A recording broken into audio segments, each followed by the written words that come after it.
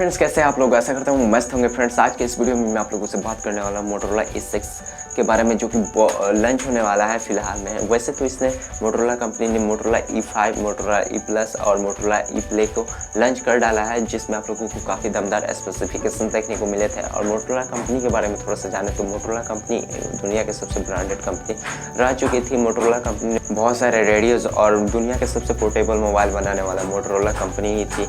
लेकिन नोकिया के आने के बाद से थोड़ा सा इसका मार्केट डाउन हो चुका था और 2007 में इसका मार्केट कुछ ज़्यादा ही डाउन हो गया, जिसके कारण से इस कंपनी को बेचना पड़ा। गूगल इसे खरीद लिया। गूगल खरीदने के बाद से इसको लेनेवो के हाथ अभी बेच दिया और लेनेवो ही अभी इसे हैंडल कर रहा है। और वैसे उससे हम लोगों को कोई मतलब नहीं है, हमारा ये मुद्दा नहीं है। लेकिन ये लेनेवो E6 को लॉन्च करने जा रहा है, जिसमें आपको काफ़ी बेहतरीन फीचर्स देखने को मिलेंगे।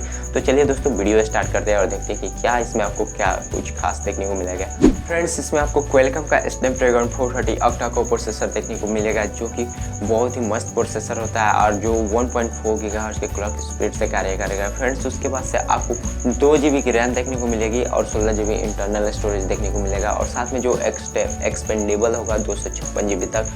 उसके बाद से बात करूँ इसकी कैमरा की, तो इसमें आपको 13 मेगापिक्सल का रियर कैमरा देखने को मिलेगा और 5 मेगापिक्सल का फ्रंट कैमरा, जो कि बेहतरीन नहीं, पता नहीं इसकी प्राइस पे डिपेंड करेगा कि वो क्या होगा, बेहतरीन होगा या नहीं।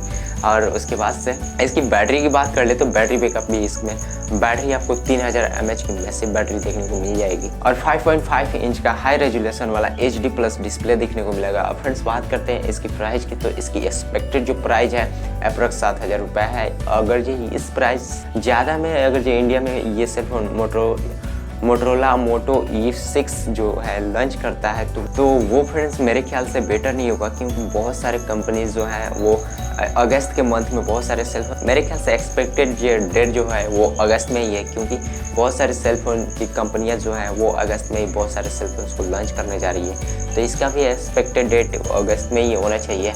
और उस मंथ में अगर जो ये 6000 से ज़्यादा रेंज की प्राइस में अगर जो इसको लॉन्च करता है, बहुत सारा कंपटीशन है भाई, ये चल नहीं पाएगा मेरे ख्याल से। अगर जो इस प्राइस रेंज में आता है तो बेटर होगा, लेकिन इससे ज़्यादा में आएगा तो खैर देखेंगे।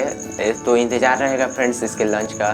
तो फ्रेंड्स अगर ये वीडियो पसंद आई है तो लाइक करो, शेयर करो और चैनल को तो ज़रूर सब्सक्राइब करो, क्योंकि फ्रेंड्स इस चैनल पर आपको काफ़ी बेहतरीन वीडियोस देखने को मिलती है।